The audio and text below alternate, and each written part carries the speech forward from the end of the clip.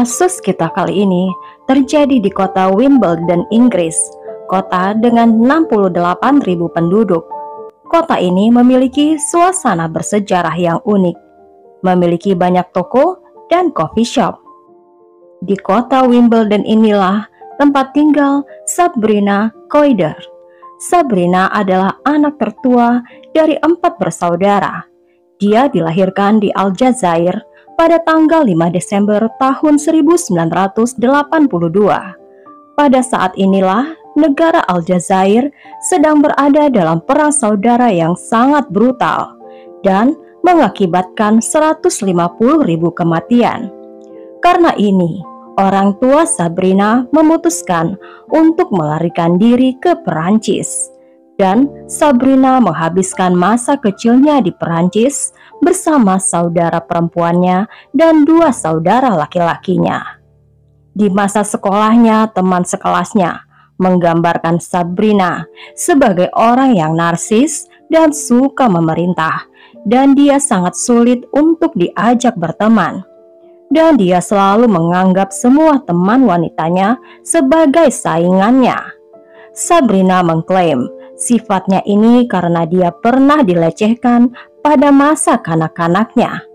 Tapi ini belum pernah dikonfirmasikan, karena kalian akan tahu bagaimana dia sebenarnya setelah kalian mendengarkan sampai akhir cerita ini. Sabrina mengalami cedera punggung yang agak parah dan penuh dengan kenangan buruk. Dia menjadi kecanduan dengan pil penghilang rasa sakit dan obat tidur. Dan Sabrina menjadi sering kecanduan dan overdosis. Pada masa remajanya, Sabrina juga sangat ingin menjadi seorang selebriti terkenal. Sabrina menganggap dirinya sangat cantik dan merasa dia sangat baik dalam segala hal. Sabrina mau dikenal di seluruh dunia dalam hal apapun. Tapi fantasinya terhadap dirinya sendiri tidak akan pernah sampai kemana-mana. Saat Sabrina berusia 18 tahun, Sabrina bekerja di pasar malam menjual krep.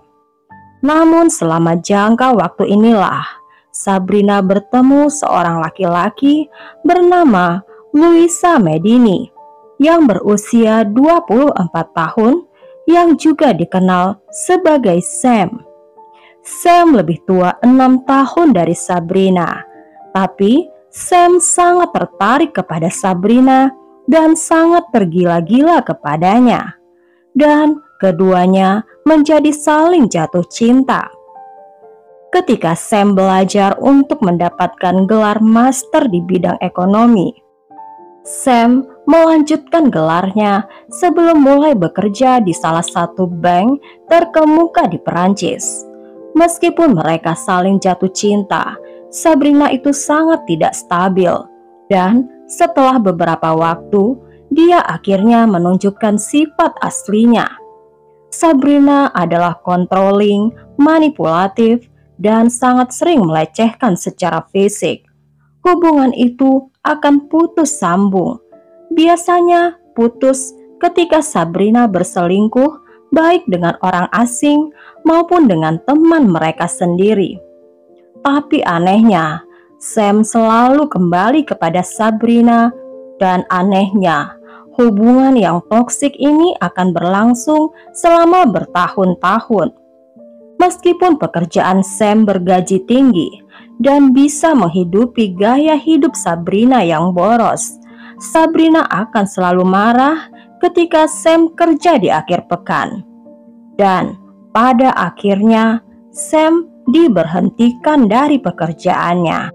Kehidupan mengerikan ini berlanjut sampai tahun 2009. Sabrina merasa hidupnya tidak berkembang di Paris, dan dia pindah ke London tanpa memberitahukan kepada Sam. Alasannya adalah sederhana, karena Sabrina ingin mengejar cita-citanya menjadi selebriti. Setidaknya perancang busana selebriti. Dia hanya ingin terkenal. Sabrina berulang kali berusaha untuk masuk ke dunia orang kaya dan terkenal, Dan akhirnya Sabrina bekerja sebagai seorang pengasuh.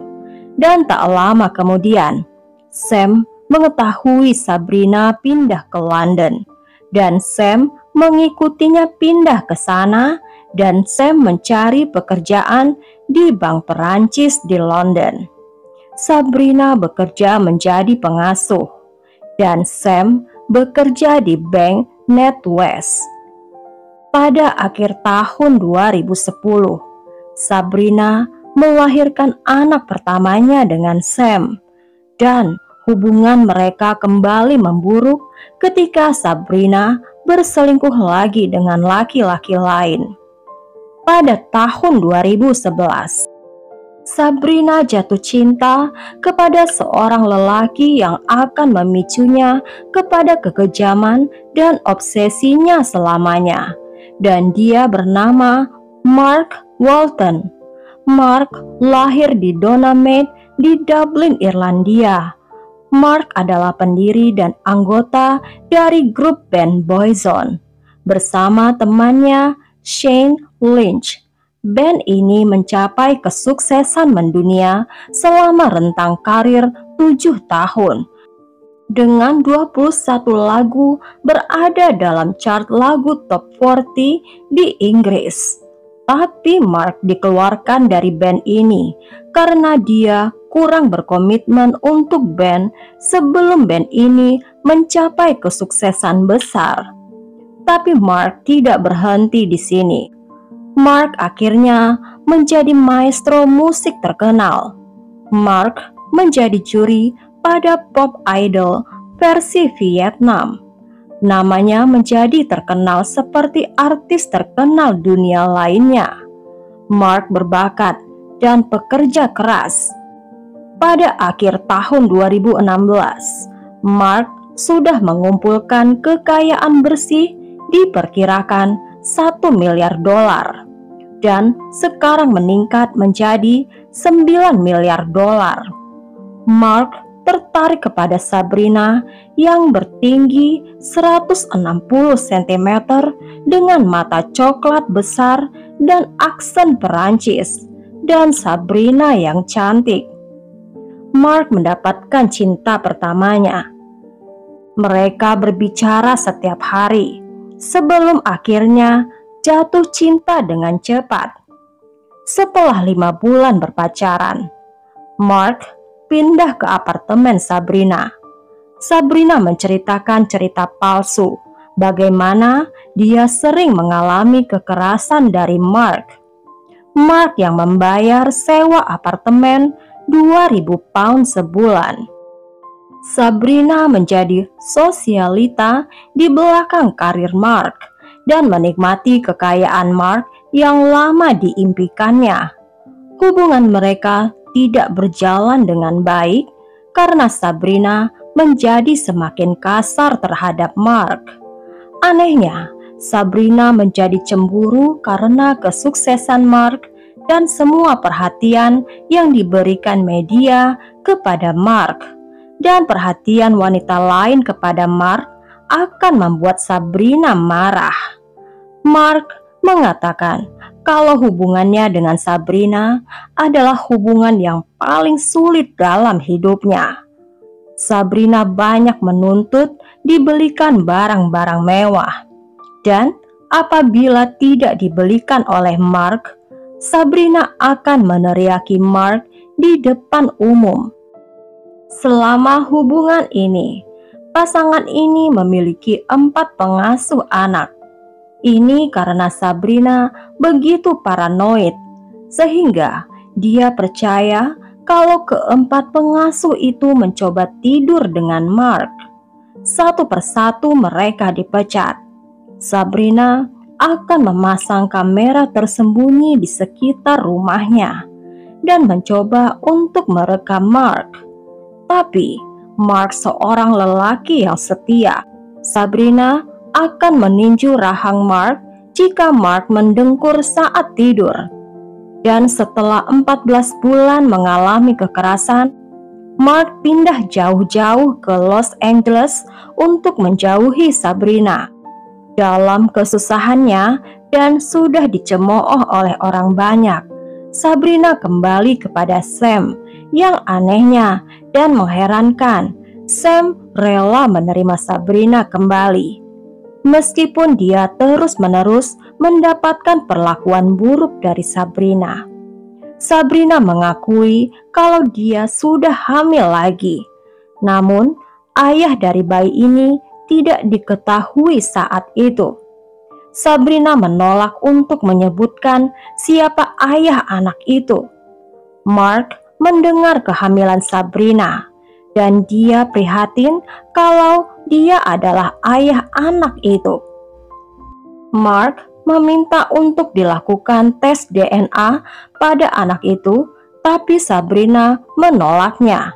Dan pada saat anak itu lahir, Mark mulai mengirim uang kepada Sabrina dengan jumlah 2.000 pound per bulan agar Sabrina bisa menghidupi dirinya sendiri dan anaknya.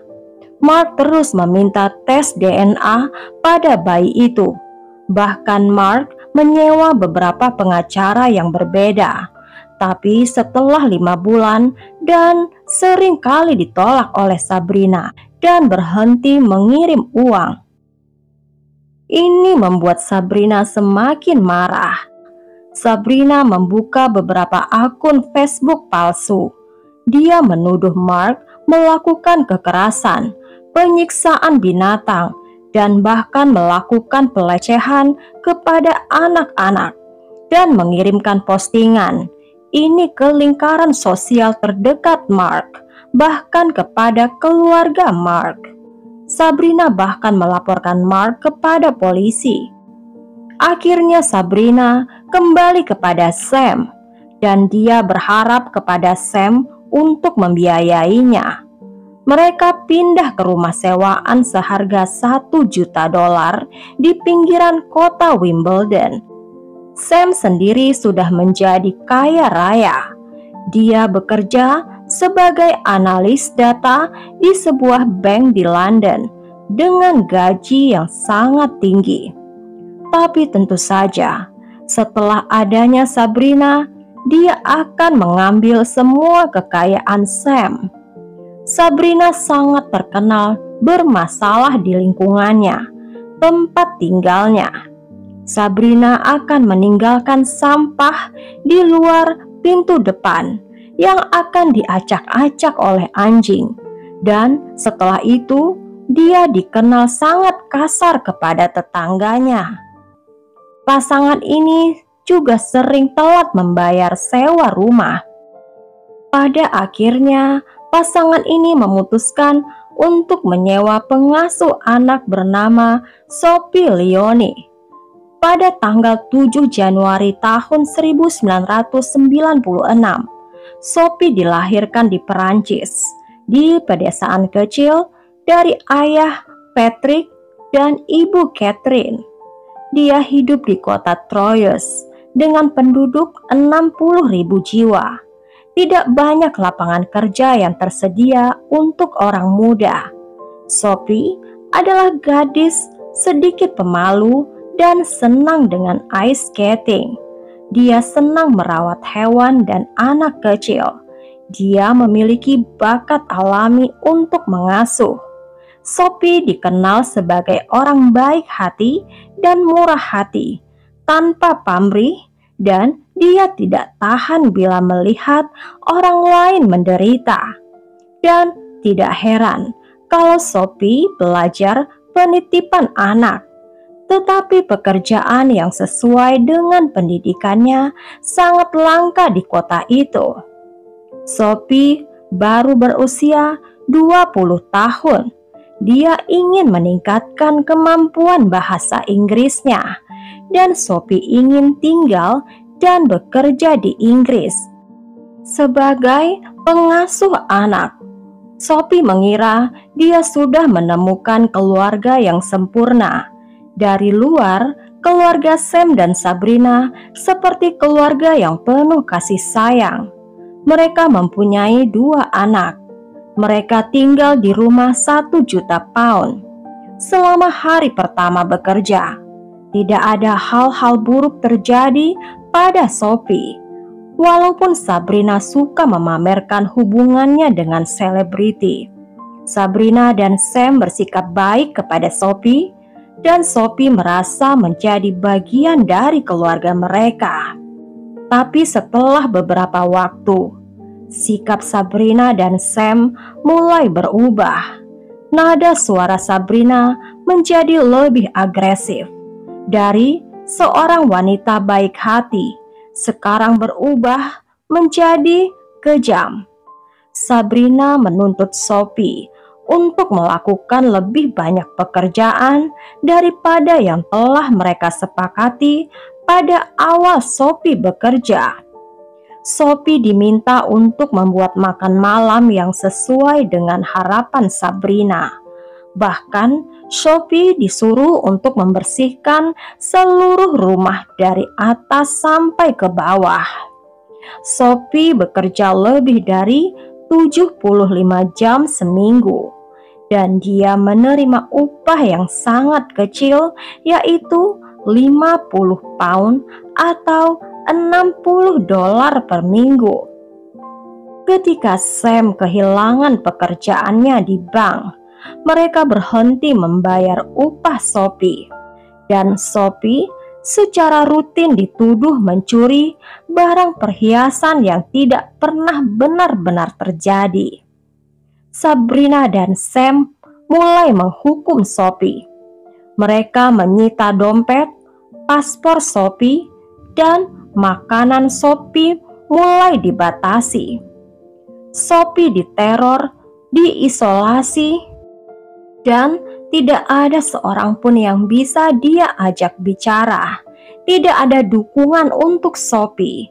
Dia tidak punya keberanian untuk berbicara kepada keluarganya. Dan saat itulah delusi Sabrina yang mengerikan muncul. Sabrina sudah memiliki delusi pikiran sebelumnya. Sabrina percaya kalau Sophie sebenarnya bukan pengasuh anak, melainkan mata-mata yang disewa oleh Mark untuk melecehkan anak-anaknya.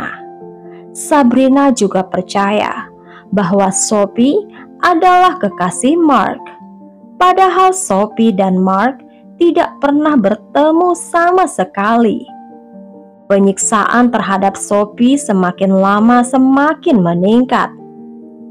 Pada bulan Agustus tahun 2017, Sophie diseret ke kantor polisi, di mana Sabrina menuntutnya agar mengakui hubungannya dengan Mark kepada polisi.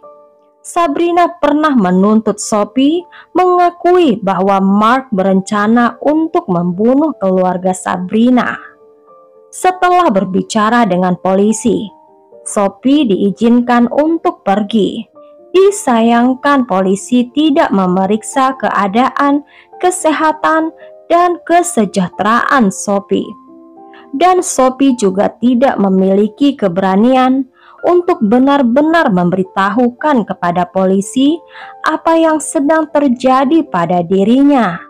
Dan hanya Sabrina dan Sam yang sudah melecehkannya adalah orang-orang yang dia miliki di Inggris.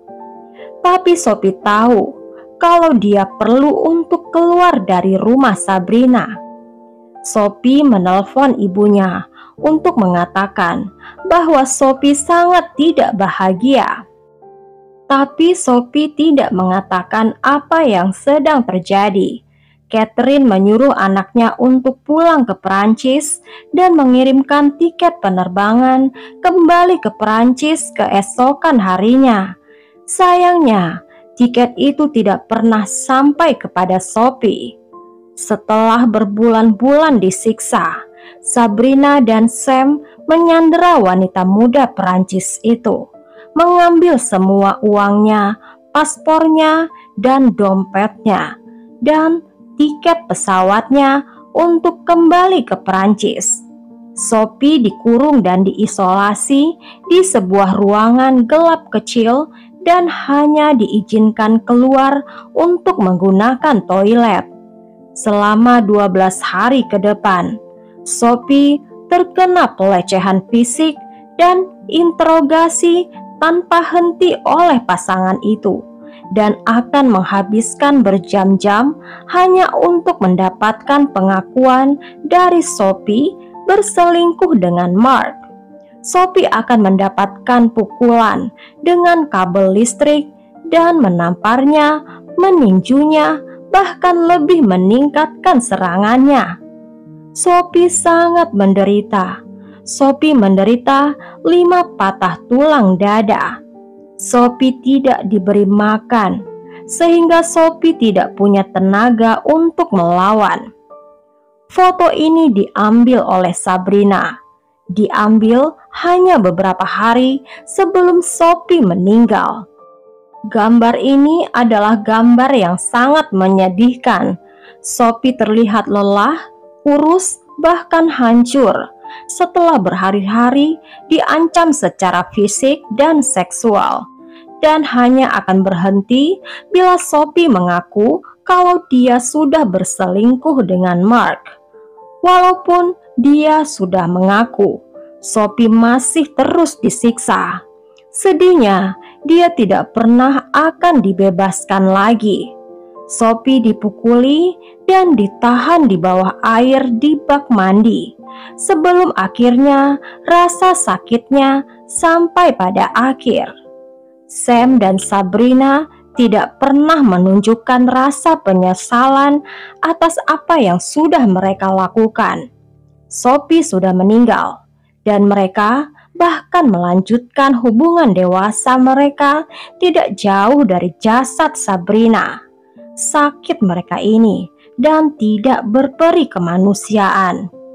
Beberapa waktu kemudian, kamera CCTV merekam Sam sedang membeli bermacam-macam barang yang akan digunakan untuk membuat api unggun. Pada tanggal 20 September tahun 2017, di lingkungan tempat tinggal Sam dan Sabrina, di halaman belakang yang berdekatan dengan tetangga, asap mengepul dari halaman belakang mereka. Sabrina dan Sam membuat api unggun yang besar. Tampaknya dekat dengan teras kayu rumah mereka. Tapi hal ini bukan hal yang mengkhawatirkan, karena api unggun itu berbau sangat tidak enak. Dan salah satu tetangga mengklaim bahwa baunya seperti bau kematian. Tetangga memutuskan untuk menelpon pemadam kebakaran. Ketika petugas melihat Sam sedang membuat barbeque ayam di taman belakang. Karena alasan keamanan, pemadam kebakaran memutuskan untuk memadamkan api unggun itu. Dan saat itulah mereka melihat jari-jari manusia dan bagian hidung di antara sisa-sisa yang hangus.